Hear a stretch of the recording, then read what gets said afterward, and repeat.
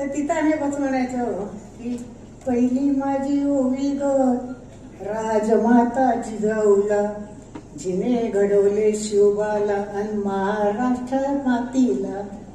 दुसरी माझी ओवी ग माता सावित्रीला, अंगावरती शेण झेलत शिकवलं समस्त नारींना. तिसरी माझी ओवी ग अहिल्याबाई होळकरला, कुशल प्रशासक हिम्मतवाली, पाणी पाजले शत्रूला.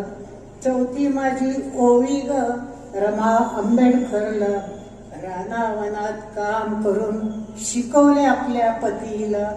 पाचवी माझी ओवी ग रणांगणात झाशीला, मेरी झाशी नाही तुम्ही परतवले गोऱ्यांना.